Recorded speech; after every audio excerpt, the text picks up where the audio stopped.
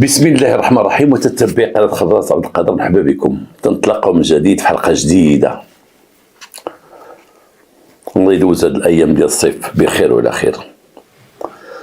ربما الناس كلهم اليوم مشغولين داك الحدث أو دوك الأحداث ديال السبتة، وأنا ما غندخل شيء في الموضوع طول وعرض كما تيديروا الناس شغلهم، كل واحد اش تيقول، ولكن من حقي انا نقول واحد الرأي ديالي، مجرد رأيي. عدات ديال الشباب راكم شفتوهم للأسف بالآلاف اللي حاولوا يهاجروا للسبتة، بغاو يحرقوا السبتة، باش يحرقوا اسبانيا، باش يمشيو لاوروبا. عدد ديال الشباب بزاف بزاف بزاف. وقع ما وقع، راكم شفتوا، دخلوا للماء، دخلوا طاحوا في البحر ومشاو تيعوموا، وطلعوا الناس اللي تنقدوا، اللي استطاعوا يدوزوا راهم دازوا للبحر، اللي غرق راه غرق، واحد 10 ولا 20 ولا 30 ولا 40 كما تيقولوا راهم غرقوا، الله يرحمهم. عاود كان تدخل ديال السلطات الامنيه المغربيه اللي ردوا دوك الناس، خرجوهم من سبته، ساعدوا الاسبان وخرجوهم من سبته ورجعوا في حالتهم.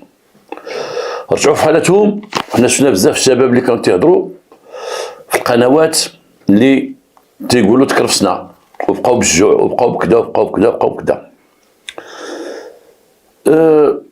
كل واحد اش قال، كل واحد قال شنو هي الاسباب اللي في لحظة ما، مناسبة ما، في المناسبة ديال عيد العرش والخطاب الملكي وفي الشمال فين تيتوج سيدنا نصر الله، يوقع هذا الحدث هذا.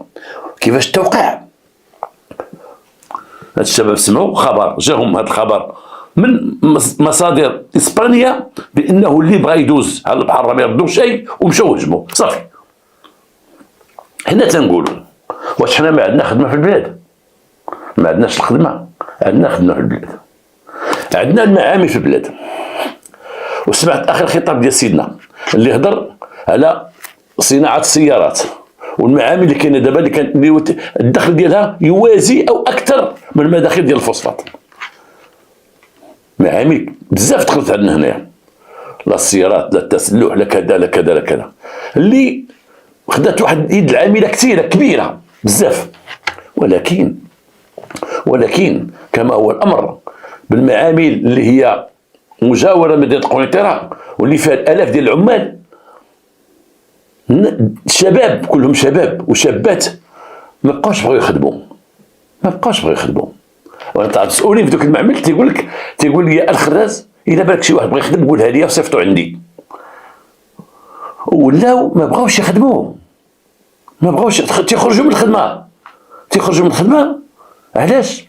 حيت تيقول لك اسيدي هاد المعامل فيهم 12 ساعه ديال تماره، وفيهم واحد 3000 درهم باش يتخلصوا، ولا 2500 درهم باش يتخلصوا.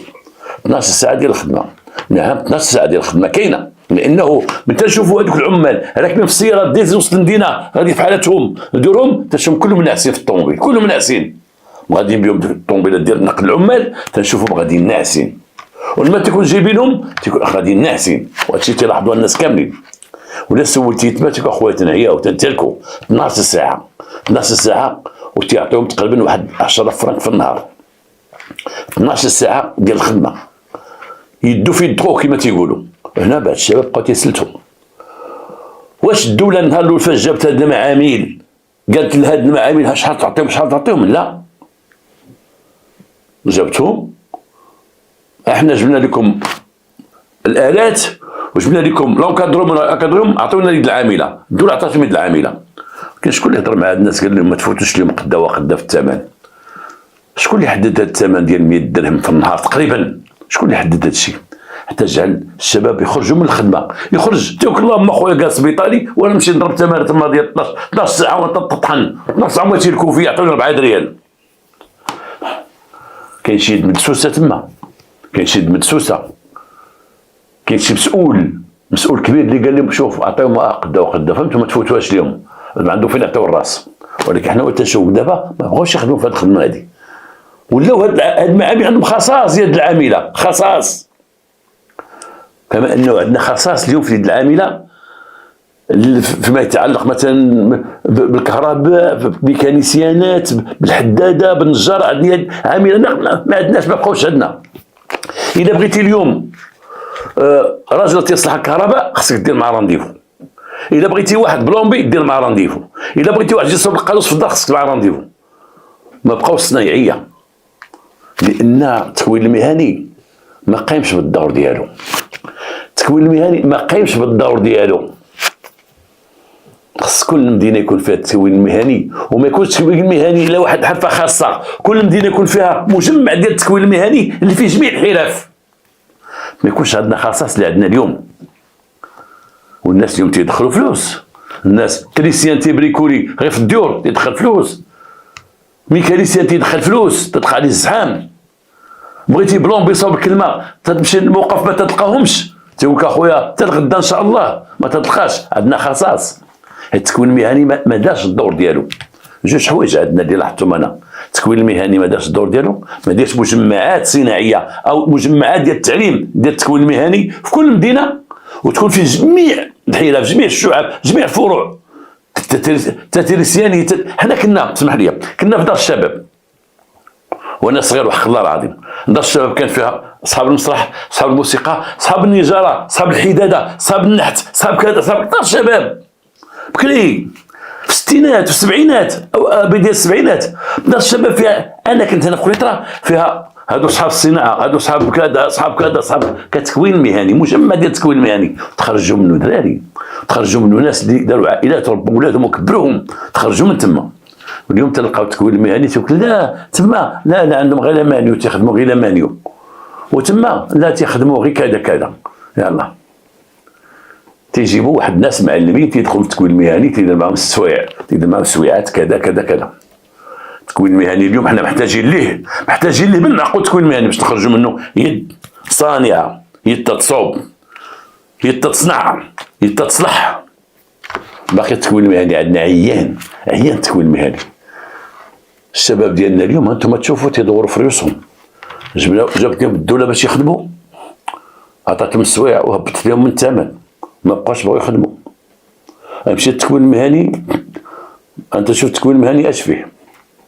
الشباب ديالنا اليوم ولا تيتزاد من الصعود، هو تيحلم بالخارج، تيقرا في المدرسه هو تيحلم بالخارج، تيقرا في المدرسه هو تيخدم بالخارج. لما تنشوفوا التعليم، واش واقع في التعليم، واش وقع في المدرسه العموميه اللي حتى كانت غتموت عاد بداو تحيوها دابا. كان التعليم العمومي كان مشى، كان غيموت، عاد بداو تيحيوه دابا من جديد. دخلنا ضحايا ديال التلاميذ ديال الطلبه، خلاهم في الشوارع. هذا المشكل شنو هو دابا؟ باش غنعالجوه؟ نعالجوه بمقاربه امنيه. نديرو مقاربه امنيه، نديرو العسا، عندك شي واحد يخرج وكذا ولا يقرب السبته ولا يدير وكذا، هذا حل؟ هذا ماشي حل. وفاش كاين الحل السي الخضراز؟ انت تتهضر في هذه القضيه دا شنو هو الحل؟ الحل نعاودو نشوفو التكوين المهني، مجمعات ديال التكوين المهني تاع المحرف اللي تنفعو هنا. نعاودو نشوفو مع المعامل اللي جابت الدوله باش يخلصوا الناس مزيان، يخلصوا الشباب مزيان. جبتوا الدوله معامل، الله يكثر خيركم، حطيتوا المعامل هنا وهنا وهنا وهنا، ايوا خلصوا هاد الناس مزيان. ديروا السميكا سيدي مزيان، ولا ما عرفت سميتو ولا هذا، خلصوهم مزيان، خلصوه باش يبقى يفكر، يبقى في الخدمه ديالو، ويفكر بان بديك الفلوس غادي يعيش، وبدا الفلوس غيدير الدار وغيدير هذا ويدير الوليدات ويدير هذه ويدير هذه، ماشي تعطيو شي بركه. هذه النتيجه، هاد التحشيمه. والله ما بقى لي ما نقول، حق الله العظيم، والله ما بقى لي ما نقول. ما عرفت انا على من غنرد اللومه، ما عرفتش علاش، على من. الحلقه ديالنا اليوم، هاد الحلقه وقعت في مولي بوعزه. مولي بوعزه كنت تعرفوا فين جا في المغرب. مولي بوعزه واحد المنطقه من المناطق المغربيه اللي انا كنت نبغي مولي بوعزه، وكنت نمشي لمولي بوعزه لان كنا تنمشيو تما وكنا تنمشيو نصيدو، لان الحمد لله كاين غابات كثيره وكاين الوحش كما تيقولوا، وتنمشيو حنا نصيدو في مولي بوعزه. مولي بوعزه هو ولي من اولياء الله، عنده واحد الضريح. مولي بوعزه عنده واحد الضريح، هذوك الناس تيزوروا ذاك الدار. عنده واحد الموسم ديال مولاي بوعزه، موسم حتى هو فيه ناس هذا تيجيو الاحتفالات ديال المواسم كذا كذا كذا. هاد الموسم، هاد المواسم لو تسميو مهرجانات، مهرجان الخيط بكذا، مهرجان الخيط بكذا، وبالتالي كان سميتو الموسم. الموسم هو الكونجي ديال العروبيه والفلاحه، الناس الفلاحه والناس العروبيه كانوا العام كله ما تيتسناو الموسم. بحال هنا في الغرب الموسم ديال مولاي قبتين، الموسم ديال مولاي بوسلام، الموسم ديال كذا. فيه تما فاش تيجي داك الرجل الفلاح والناس ديال العروبيه مع وليداتهم، وتما فين تيتفرجوا، وكاين تيجيبوا كياطون تيسكنوا، تيضربوا كياطون تيخيموا، تيكون الخيالات، تيكون الحريقيات، تيكونوا هذا، تيكون بزاف كذا كذا. الموسم موسم سيدي فلان، موسم سيدي فلان، اللي مسموه مهرجان كذا، مهرجان كذا. حيدين كلمه موسم علاش الله اعلم. الحمد لله اللي ما بدو في هذا المهرجان حتى حاجه، بقاو كما كانوا. بدو في هذا الموسم ما بدو في حتى حاجه، بدو غير اسم. هاد مولاي بوعزه الضريح ديالو كان فيه واحد السيد هو اللي مكلف به.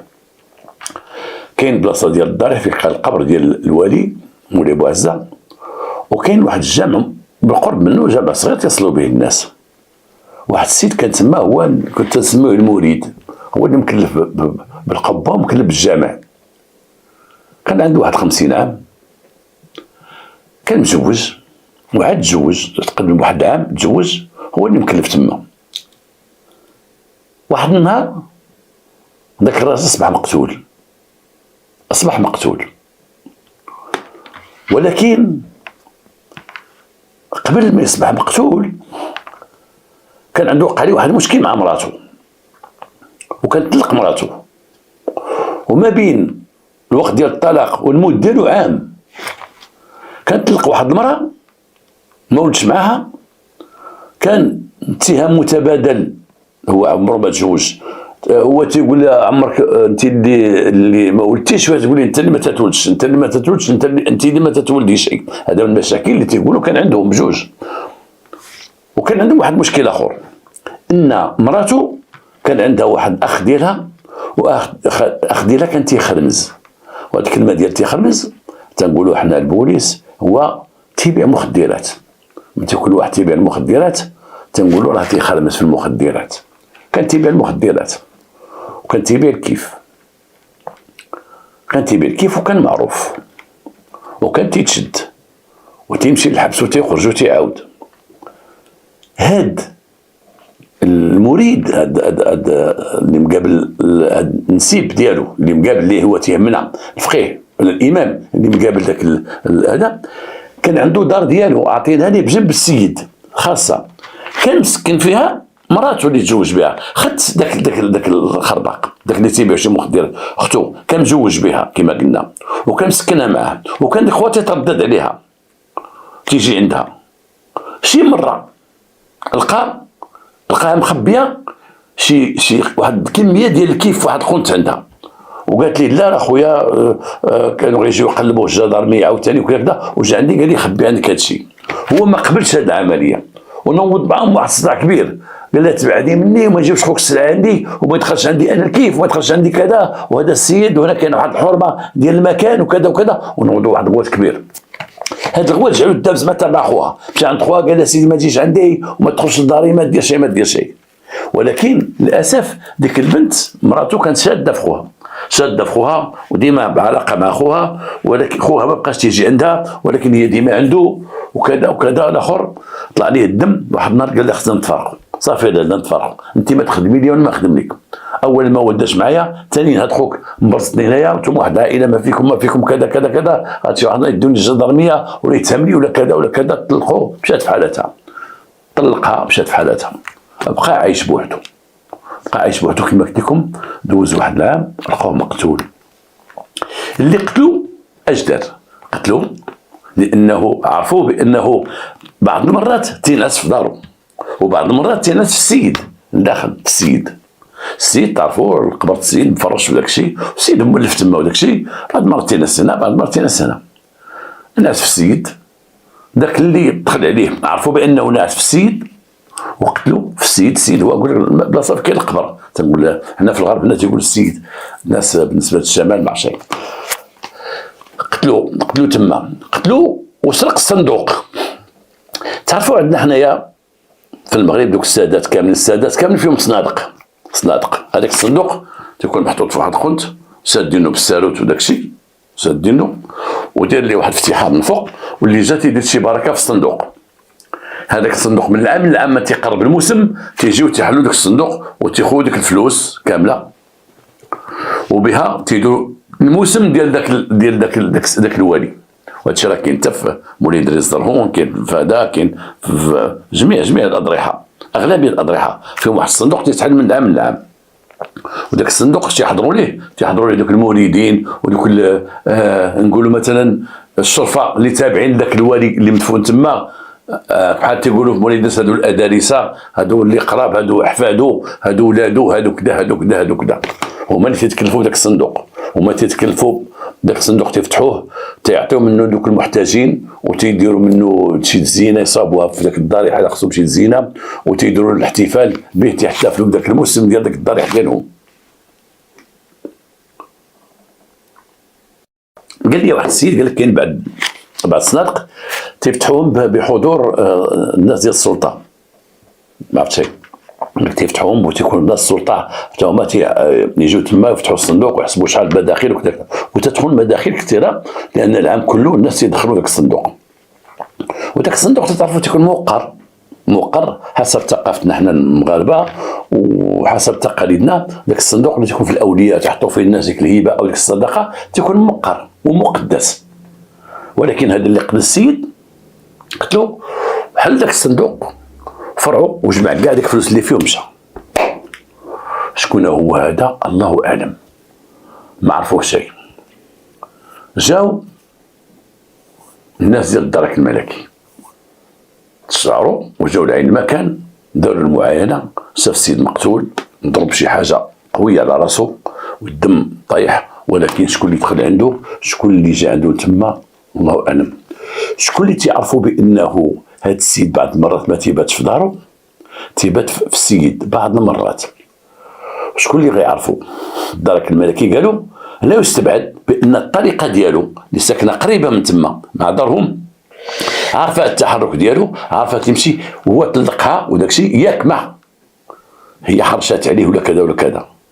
رجعوا لخوها استدعوها وسولوها وبحثوا معها، قالت انا ما عرفتش شكون اللي قتلو، وانا من نهار طلقني ما بقاش عندي به شي علاقه. خوك فينا هو؟ خوها قال خدم خويا انا محكوم بعامين ديال الحبس، راه تيدوزها على المخدرات. الوقت اللي السيد تقتل خوها راه في الحبس. شي راجل عندها في الدار اللي قد يدير هاد العمليه وكذا ما كاين شيء، هي ما كاينش، ما تقد شيء، بان لهم بان ما تقد شيء، عطاتهم البرنامج ديالها اليومي ما تقد شيء. سولها شكون اللي يهدوه، شكون اللي تيبات معاه، شكون اللي كذا، الله اعلم. ولكن دابا هو بعض المرات تيبات في القبه، متى تكون الحراره او تيكون الشتا بزاف وداك الشيء.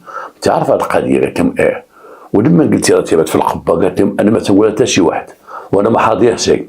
السيد مرة تيبات هنا مرة تيبات هنا، اما في دارو اما في القبه، الله اعلم، انا ما عارفه شيء.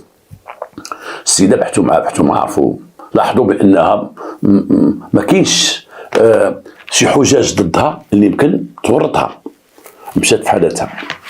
بقى البحث جاري.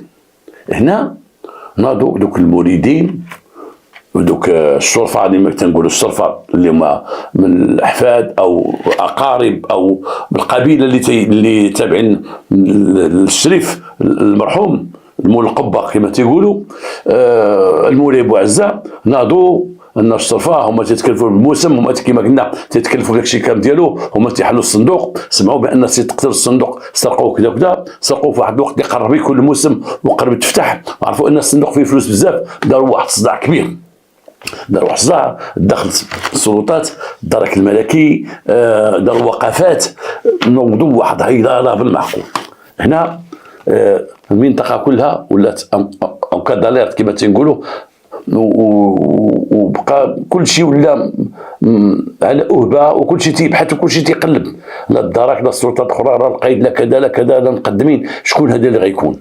ولكن حتى واحد ما وصل لشي حاجه. واحد مدينه صغيره سميتها أقلموس، راه معروفه. الدرك ديال أقلموس الدرك ديال قلموس بعاد على مولاي بوعزة، ولكن في راسهم ما وقع في مولاي بوعزة، وتا هما تيبحثوا وتيشوفوا ربما يوصلهم شي اخبار او شدوا شي واحد اللي عنده علاقه بالافير. بحال نقولوا مثلا حنا في مدينه الرباط شي حاجه كبيره وقعت في الرباط، راه كلشي تيكون على أهبة باش يتعرف على شكون المجرمين اللي قاموا بهذا الشيء هذا، سيرتو في المناطق القريبه لمدينه الرباط، مثلا تمارا، الصغيرات، مطرا، سلا، كذا. هاد السلطات تيكونوا على علم، تيكونوا على أهبة، وتيقلبوا حتى هما وتيبحثوا، لان تيكون ان ميساج واحد برقيه وحده تتعطى في ذاك الخنت، وديك البرقيه تدخل بعين الاعتبار، اي تيقول مثلا واحد البرقيه نخبر لكم بان وقع كذا كذا كذا كذا كذا كذا، المرجو البحث حول هذه القضيه، لابد ما تعطيها واحد الالمام وتيبحثوا كل واحد حسب القدره ديالهم. اقلموس واحد النهار واحد البرج ديال الدرك الملكي، جاي واحد السياره وقفات، السياره فيها 3 الناس، واحد راكب اللور وجوج راكبين القدام، واحد دركي عرف داك الشيفور ديال السياره قدام بانه ذو سوابق في المخدرات وسوابق في السرقه، دوزوا على يديه وتيعرفوا، وقفوا السياره، داك الدركي طلب دوك الناس ينزلوا منها، قال لهم نزلوا من السياره، نزلوا من السياره، نزل الاول ونزل الثاني اللي كانوا قدام، هو واحد لو لابس واحد الجلابه وجالس. جا واحد الدركي حل الباب وقال ليه اش عندك هنا؟ قال لي ما عندي والو. قال لي نزل، نبغي ننزل نلقى واحد الكميه ديال المخدرات كيف داروا تحت الجلابه، جمعوا مزيان وداروا تحت الجلابه ومغطى عليه بالجلابه، ولقى عنده واحد القنينه ديال الجيعه، لقى عنده البيره خاويه وبيره عامره، اي ان 3 اللي كانوا جايين بالطوموبيل كانوا تيشربوا. لقى عنده السبسي والكيف، انه كان جاي في الطريق تيشربوا وتيكملوا السبسي والكيف، وعندهم واحد الكميه ديال الكيف، هبطوهم كاملين ولقاو عليهم القبض ودخلوا من لابريكاد، ودخلوا لك الطوموبيل لابريكاد، عزهم كل واحد بوحدو.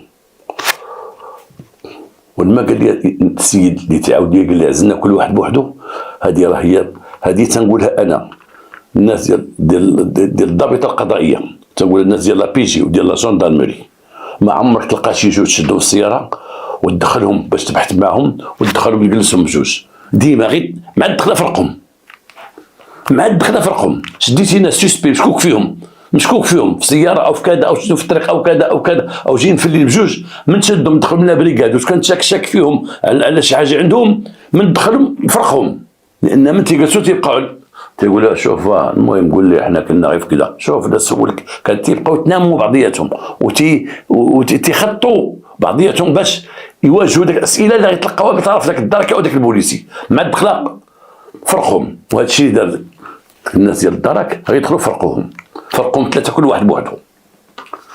بدا البحث مع داك اللي لقاو عنده الكيف مغطيه بالجلابه وعنده الشراب حدا رجليه، بوينتاج بان داك الاول داك السائق من قلبوا السوابق تلقى عنده سوابق، اللي حداه عنده سوابق، الاخر اللي لقاو رقاص في الطوموبيل اللور وعنده جلابه وعنده الكيف كما قلنا ما لقاوش عنده السوابق. هنا بداو تيبحثوا مع داك الاول اللي لقاو عنده الكيف، لانه هو خصو يبحثوا معاه، هو اللي عنده الموتيف، هو اللي عنده كما تنقولوا حنا هو مول الموتيف، هو مول الكيف المخبي بالجلابه. قال لي جاوبنا ديما هاد الكيف، قال لي ديال السائق هو اللي تيبيعو، انا حاط حدايا ومشافكم قال لي خبي بالجلابه ديالك وخبيته، انا ما تنبيعش الكيف. فين كنتي غادي معاهم؟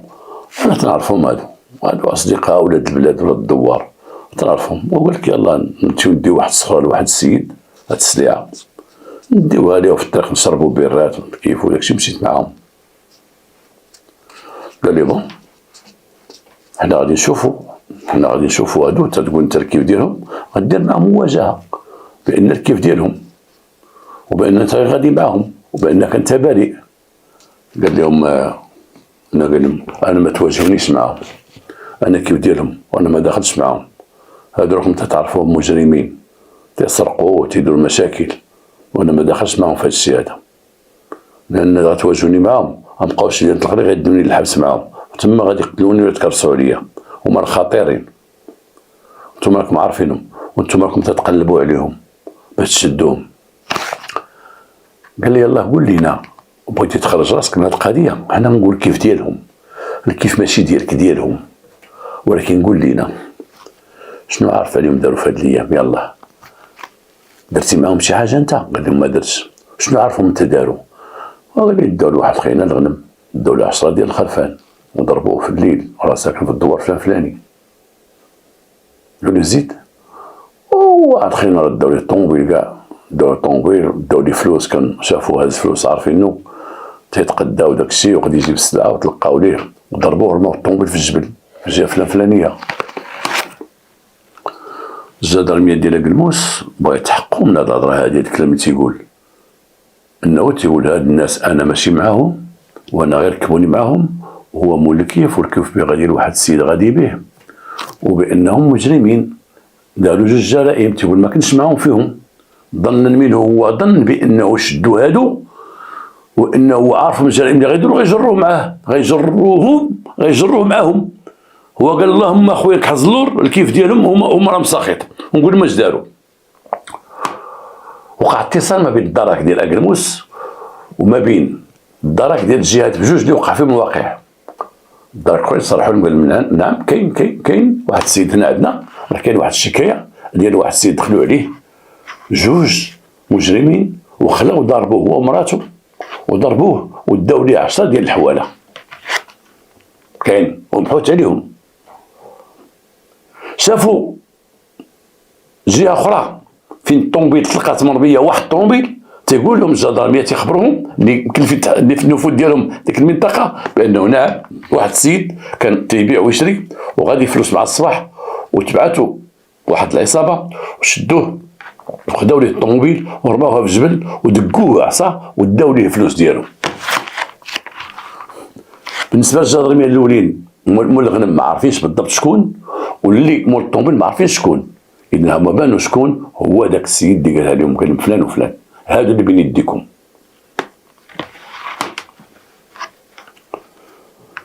شنو داروا اخر؟ شنو داروا اخر؟ قال لهم راه واحد فيهم تيقول داك الشيفور راه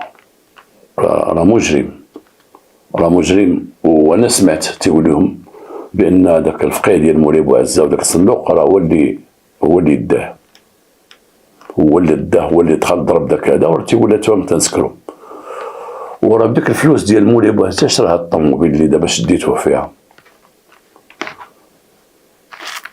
قالها هو قالها هذيك المراه مرت الفقيه راه معاه، هو ديك المراه اللي طلقها الفقيه، اللي داك الفقيه مسكين داك اللي تقتل وراه معاه هو، راه حنا كنا غادي عندها، وتا هاد السلعه هادي راه تنديوها عند خوها، تنحطوها عند خوها دابا واخا هو مشدود هي تتخربق تتبيع الكيف.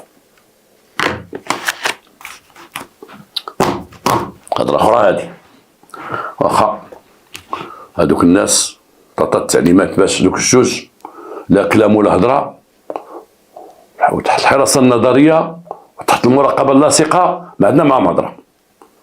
مشاو زاد اقلموس تحركوا عند الجندرم ديال مولاي بوعزه، هنا قالوا داو معاهم السيد اش تيقول، مشاو جابوا المراه من دارها، جابوها طليقه الهالك مرت الميت اللي قلت لكم عليها، جابوها وجلسوا معاها. دخلت لا بريغاد ديال الجندرمري، شافت هادوك الثلاثه، تعرفي هذا، بقات ساكته، تقول واش تعرفي سخفات، تقول بانها سخفات لما شافتهم، كبوا عليها الماء وهدوا من الروع ديالها وجلسوها، وقال لها قولي اشنو كاين. السيده جات شافت هذوك الثلاثه مشدودين، تتعرفهم بانه من صحاب راجلها، تتعرفهم هما اللي تيجيبوا الكيف الراجل يا ربي صحاب خوها وتيجيبوا الكيف لخوها، وتتعرف بانها هي من بعد خوها مشات للحبس ولا تتخربق هي في الكيف هما تيجيبوه ليها، وعارفه القصه على اتمها، عارفاهم مجرمين من خلال ما وصل لها خوها، عارفاهم انه داروا القضيه ديال الغنم وداروا القضيه ديال مول الطوموبيل وديال قضايا اخرين، وعارفه بانهم هما اللي قتلوا السيد ديال مولاي بوعزه، عارفاهم. قالت هنا الجدرميه هما يديروا معها البحث، قالت لهم انا نقول لكم واحد القضيه، انا داك السيد من الطوموبيل انا معاه، ماشي معاه، انا معاه، انا لما تشد خويا ولا تيعاونني وتعطيني المصروف ديال خويا، وتمشي انا وياه عند خويا حتى الحبس ديما الزياره، وتيجيب لي الكيف، تيقول لي ها انت خربقي شويه، لا جا شي واحد دق على بغا خوك خرج يقول لي خويا بشدود عطيه شنو بغا، وبيعي انت الكيف وكذا كذا. وانا خويا قال لي شوفي ديري اللي قال لك، وانا في اخباري بانه مشى هجم على الفقيه ديال مولاي بوعزه، هو اللي هجم عليه، هو اللي دار فلوس، هو اللي كذا، هو اللي كذا. جابوا الاخر من اجل المواجهه وجلسوه. القضيه ديال مول الغنم وديال مول الطوموبيل ما بقات فيها هضره، هذوك الجوج هما اللي كاينين، ما بقات هضره، هذيك بلا ما نهضروا عليها. هضر لنا سيدي على هذا الفقيه، ولنا الفقيه كيفاش وقع لك معاه في مولاي بوعزه، كيفاش حليتي الصندوق وديتي الصندوق كذا كذا. هو ما واجهوه بهذا الشيء هذا، كانوا تيهضروا معاه على الغنم وعلى كذا، ولاو تيواجهوا على مولاي بوعزه. الوقت اللي جات السيده هو قال هذه هي اللي حرقاني، وقال لهم اخويا انا درت هذا الشيء ولكن راه هي معايا، هذه راه معايا، هذه هي اللي قالت لي راه الصندوق راه عامر فلوس وراه قرب الموسم يتحل، وقالت لي راه انا نشوفك الوقت اللي غيكون بايت في القبه ادخل عليه القبه، هي قالتها لي، وراه مشات معايا ديك الليله. وباش يحل هو راه هي اللي دقت، قال شكون؟ قالت لي قريب غير انا، هو حل وانا دخلت عليه، ودخلت عليه وهي سلت ثلاثيني بحالك خليني معاه، ودخلت عليه وسديت ورايا وهي مشات، شديت انا تشديت انا وياه، شدت انا وياه. المهم اللي كتاب انا ضربته، ماشي ما ضربتوش، ضربته مزيان عندي الموس، ضربته وهزيت الصندوق فلوس حطيتها عندها، فلوس كاع اللي جمعت ديك الليله هزيتها كلها وديتها عندها، حطيتها عندها وحسبناها عندها وعطيتها شي بركه، وقلت لها خليني نشري الطوموبيل باش نخدم على راسي وكذا وكذا وكذا. وخوها راه في اخباره، مشيت عند خوها قلنا لها اش درنا انا وياه، خوها في اخباره هذا الشيء هذا، قال كل شيء، قال بانها هي صاحبه الفكره، وهي اللي قالت لي ماك ما تضرب الصندوق داك مسخوط داك المطلق ديالي، واش عرفتي شحال تيحسبوا ملايين ما تيجيو يحسبوه، واش عرفتي شحال تيديروا فلوس ما تيخرب الموسم، راه الملايين تما، راه اكثر من 10 مليون 12 مليون تتكون تما. واتفقوا، وقال لها مو معسي عليه، الوقت اللي تشوفي النهار اللي تشوفي بانه راه غيبات في القبه وانت متيقنه، اتفقوا عليه قولها لي. خدمات السيده الخدمه اللي طلب منها وحسات عليه كما تيقول هو، وعلماته قالت لي اجي راه غيبات في القبه، لانها هي قريبه للسكن، تتشوف التحرك ديالو وتتشوف الضوء اللي شاعل في القبه في الليل كما تقول هي، وتتلاحظ بانه راه بيت تما، حيت عاشت معاه وكانت مراته عايشه معاه. وقالت الاخر اجي، وجا الاخر باش الاخر يحل القبه في الليل، هو ناس غيقول شكون، الا سمع شي واحد قال لي انا يقول شكون انت؟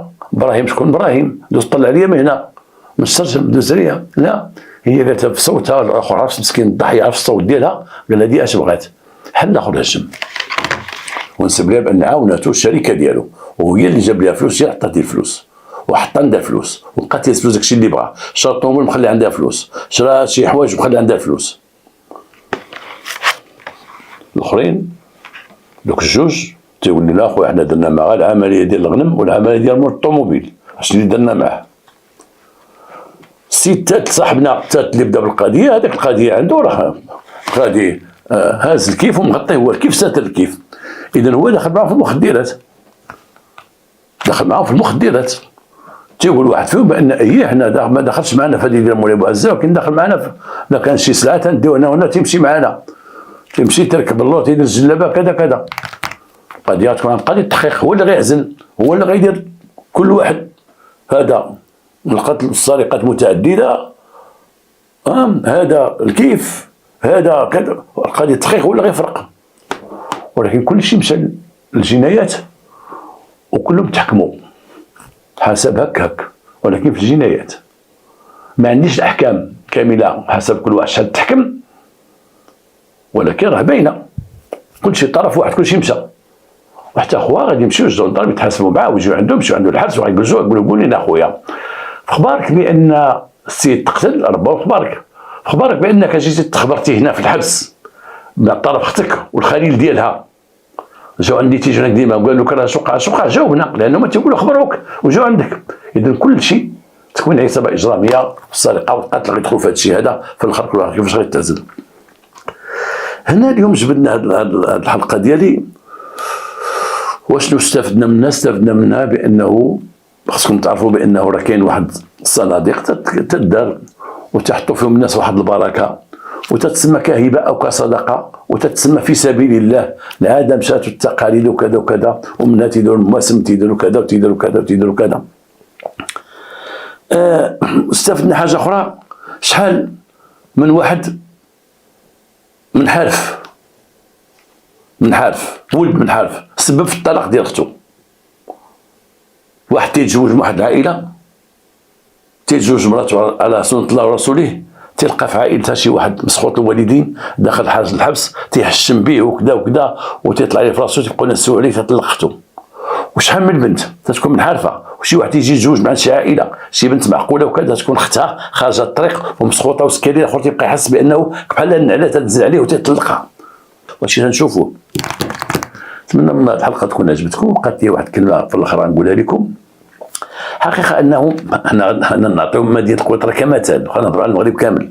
مدينه قنيطره جابت واحد الشركه وهاد الشركه دارت صوبت داك ممر الراجلين، دار واحد الصباغه زوينه ديال ممر الراجلين بالاحمر والبيض باش يدوزوا الراجلين.